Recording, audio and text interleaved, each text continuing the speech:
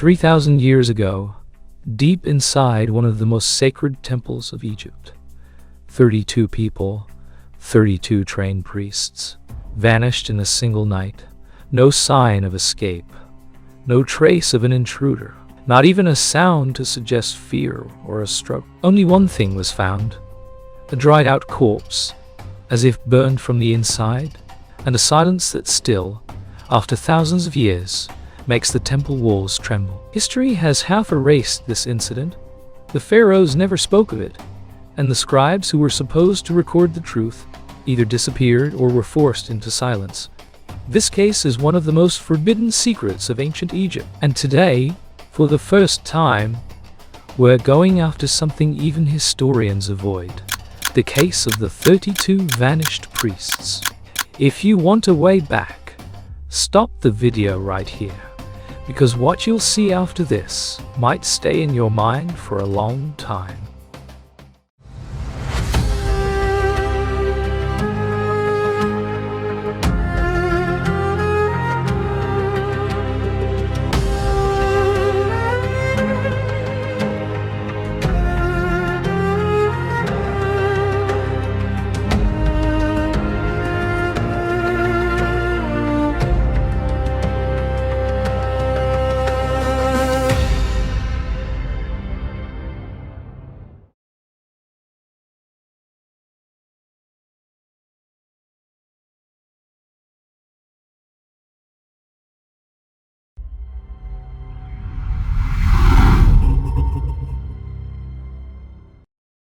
When the sun had just risen from behind the Nile's horizon, the hot desert sand was still holding on to the coldness of the night. Facing this silent expanse stood the Temple of Sawa, one of the oldest places where they said the spirit of Amun still moved between its pillars. Every morning, 32 priests entered the southern courtyard to begin the daily ritual. Their work always started an hour before sunrise, and just like their thousand-year tradition, it was never delayed.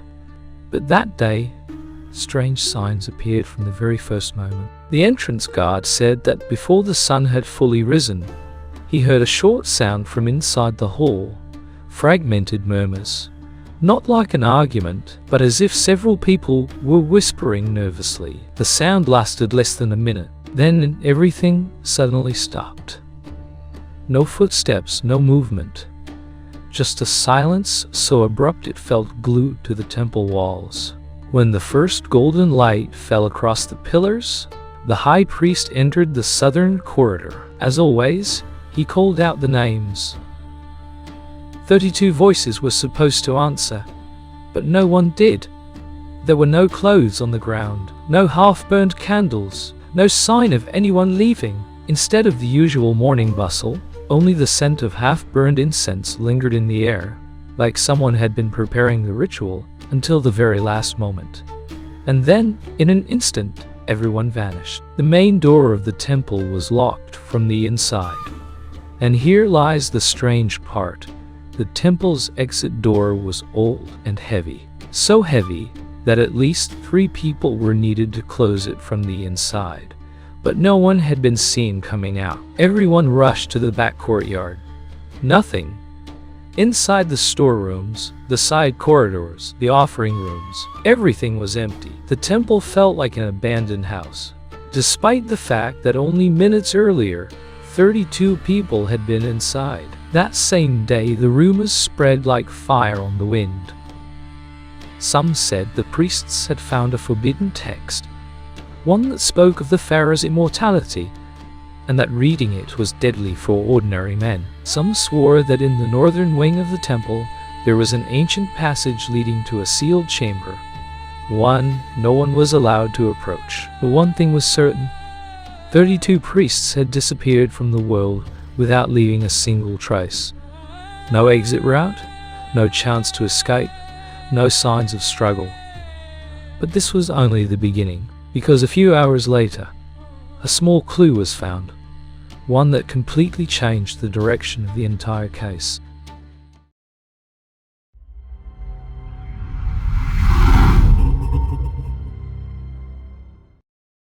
When all the priests disappeared, the first place they checked was the Hall of Prayer.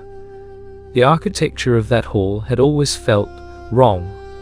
A roof too heavy, a floor too thick, and columns that were just slightly asymmetrical. That asymmetry wasn't a mistake.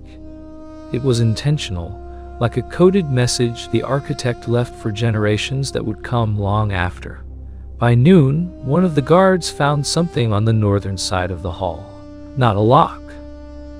The mark of a lock. On the floor, a circular pattern of disturbed dust could be seen, as if something round, metallic, and heavy had been sitting there for centuries, and had been removed. The dust trail on the stone looked like a shadow. The shadow of an object that had not moved for hundreds of years. Right there, behind one of the columns, a thin crack revealed itself. A crack that only appeared when sunlight hit the stone from a very precise angle. Like a faint smile that had stayed hidden forever. When they ran a finger over it, dust crumbled inward, and then a sound, like the exhale of an empty space, a quiet suction of air. The small bust of a moon beside the crack was slightly tilted forward, as if something had pulled it. That was the moment everyone felt the first sting of fear. Behind that crack was a room that, according to official text, was supposed to remain sealed forever. When they widened the opening, a damp, ancient smell drifted out, like the air of a tomb that was never meant to be opened. The smell of history, but the kind of history that should have stayed asleep. What they found inside wasn't just an object, it was a warning. On the floor, beneath layers of dust, lay a stone tablet, a tablet carved with symbols that were forbidden even in the priest's own era. In hieroglyphs it read, "Do not approach what you have not seen. There is no return from here." But that wasn't the frightening part.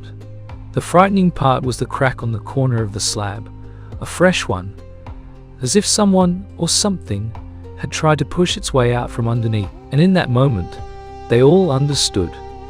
The 32 priests had not fled. They were not hiding. They had gone into this chamber, a chamber no one was ever meant to enter. And then, as theories swirled about what happened to them, a team of searchers prepared themselves and headed into the deserts around the temple. They searched every day until they stumbled upon something strange.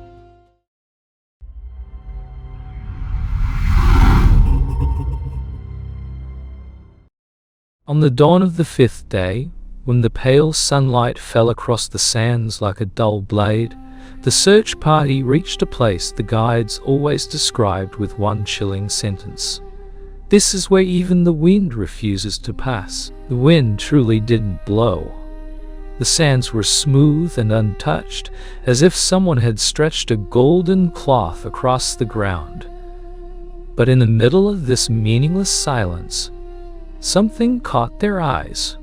A small, unnatural, soundless bulge. At first they thought it was just a rock, because in the deserts of Egypt, anything suspicious usually turns out to be a useless stone. But as they got closer, the color was different, the color of bone burned by the sun. One of the soldiers knelt, brushed the sand aside, and in that moment, all of them lost their breath. It looked as if someone, 1,000 years ago, had staged this scene.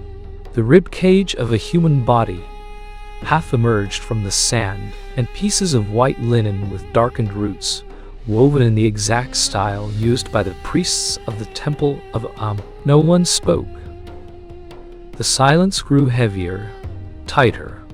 The commander stepped forward and carefully pulled the fabric from the sand. The stitching matched exactly what the old scribe at the palace had warned them about. The ceremonial robe of the high-ranking priests. But the worst part hadn't been revealed yet. When more sand was cleared, the head of the body emerged, or rather, what was left of it. The skull was cracked. Not a natural fracture from time, but straight, deliberate fractures, as if someone had struck it from above with a broad stone object. The commander recognized this type of blow instantly. This pattern of crushing was typical of the ritual stone hammers used in Egyptian temples for punishment or treason. This was the moment the official palace narrative shattered. Until now, People could pretend the 32 priests had simply vanished in a sandstorm. But this corpse didn't whisper. It screamed. And its scream meant one thing. Someone killed this man, and more importantly, someone did not want him to be found. One of the soldiers tried to pull the body out completely, but the sand beneath it trembled like a swamp. Something was caught beneath the dunes. They dug more carefully, and a small carved stone fell into their hands. A single eye. The eye of Ra, but a slanted line had been carved across it, a mark of curse, a mark of forbiddenness. For a moment, the entire group felt the sand shift beneath their feet. A hallucination? Heat exhaustion? Or the rumor that had always followed this desert? A place where the dead still walk. The commander took a deep breath and ordered, "Take the body as it is. No one touches anything. We're not alone." On the way back, the wind began to rise. Maybe it was just a change in weather. Maybe not. With every step, the sands lifted behind them, as if the desert was trying to swallow something back. But it was too late. The group had pulled a secret out of the earth. The first body had been found, and now no one could claim the disappearance had been a natural accident. The story was finally stepping out of the shadows.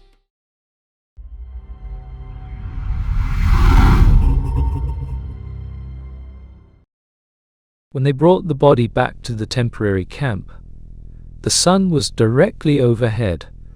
The tip of its pyramid of light fell onto the mummified face of the priest, as if mocking him. But the corpse was only the first half of the disaster. On the same stone slab found beside the body, the stone carving of the Eye of Ra. A thin layer of soft dust clung to the surface. When the young soldier used his small knife to carefully clean the stone, lines began to appear that none of them expected. A miniature map.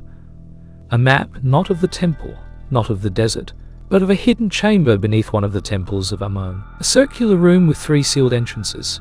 At its center, an ancient column. And around that column, 32 dots, each marked with a downward-facing head. The commander stepped back the moment he saw the markings. That was when his mind went dark, because he knew exactly what the symbol meant.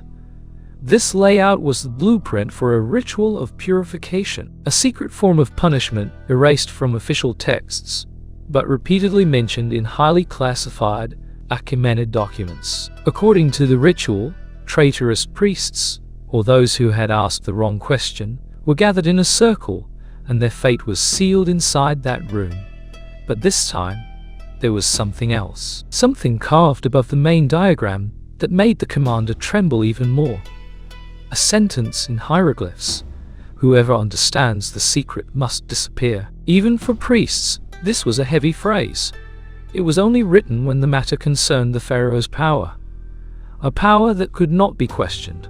In the middle of examining the map, the desert moved again, like the breath of a colossal creature. Sand softened beneath the tent stakes. Some soldiers swore they heard footsteps, but not human ones. Something heavier. The commander ordered them to follow the path marked on the map immediately, a narrow passage between sand dunes, a route that didn't match any natural formation, as if someone had designed it intentionally. After half an hour of walking, they reached the mouth of a passageway, a small depression in the earth where the wind always dumped sand, yet it never filled up. Like the opening of a stone lung. When they stepped inside, the air turned strangely cold. Not normal cold, a cold like the crypts of temples, carrying the scent of burned sesame oil from ancient rituals. In the darkness of the corridor, the torchlight flickered and the shadows of pillars overlapped, and at the far end of the chamber, a scene awaited them that looked as if it had been staged 1,000 years ago for this very moment. In the center of the room stood the column from the map. On the ground, the placements for 32 people were visible. Shallow depressions in the hardened earth. And on the column, something was carved in hieroglyphs that completed the entire story. 32 priests, bearers of the god's secret, but one betrayed, and betrayal is always buried by the desert. That one sentence was enough for the commander to understand what had happened. The priests had seen something they were never supposed to see. One of them leaked the information. The others were sent into the desert for purification, and none of them were ever meant to return alive. In the silence of the chamber, they thought they heard a deep inhalation, but no one saw the source.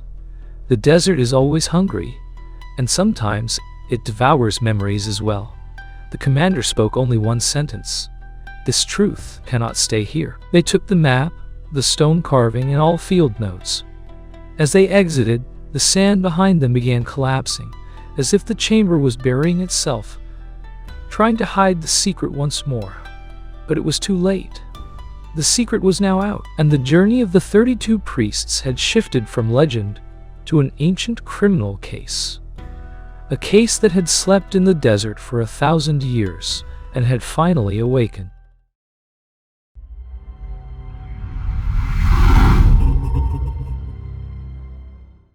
That same night, after the research team emerged from the buried chamber, the commander's behavior had changed so drastically that the soldiers whispered, "He's seen something he wasn't supposed to see." But the truth he had understood was far simpler and far more brutal than any legend. All the inscriptions on the column, the placements on the floor, the symbols, everything pointed to a single pattern. The priests of Amun, those who held sacred and spiritual roles, were actually one of the pillars of political power in ancient Egypt, a power the pharaohs had always feared. During the late 26th dynasty, especially under the last rulers, the pharaohs faced a strange crisis. The priests of the Temple of Amun had accumulated far too much wealth, land, and influence. In some periods, they even had their own independent military. And more importantly, they were allowed to secretly judge the pharaoh, something no king could tolerate. That was when the commander and the historians with him realized these 32 men were not ordinary priests.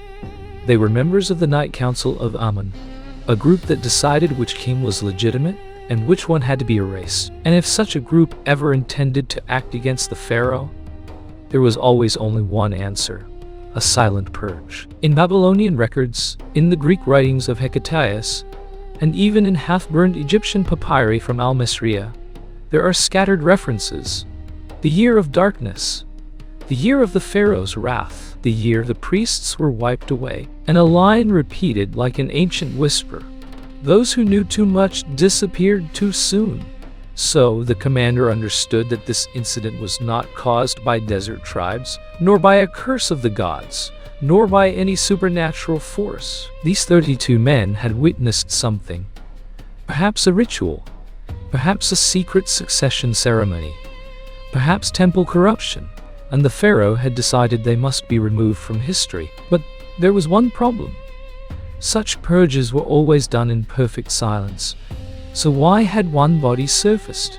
Why had the stone carving remained intact? Why was the underground chamber hidden exactly beneath the Temple of Amun? The answer lay in a single, simple truth. This order had been issued only once, and in haste. The pharaoh, overwhelmed by internal crisis, had no time to erase every trait. His execution squad seized the priests at night, marched them into the desert, and while attempting to conduct the purification ritual, they were caught in a sandstorm. The desert swallowed them. The bodies were never found. The case was closed, and the history of ancient Egypt, as always, protected itself with silence. This was not the end. It was the beginning of a case that, after thousands of years, had reopened, and no one knew what consequences its unveiling might bring. It seems the case of the 32 vanished priests is less of a simple mystery and more of an open wound in the history of ancient Egypt. The deeper we go, the fewer the traces become, and the thicker the shadows grow. And that contradiction is exactly what keeps Egypt so irresistibly mysterious. Temples that look as if they've erased their own memories, pharaohs who rewrote history to fit their desires, and priests whose final footprint is nothing more than a dried corpse in an underground darkness. Ancient Egypt has always been like this, a civilization made half of sunlight and half of shadow. And shadows usually hide the stranger truths. If you enjoy these kinds of lost cases, priests, religious conspiracies, and mysteries buried under sand, then the story has only just begun. Like, comment, and subscribe, not only to help us continue this journey, but so we can dive into deeper, darker cases in the next episodes. Cases even historians prefer not to touch.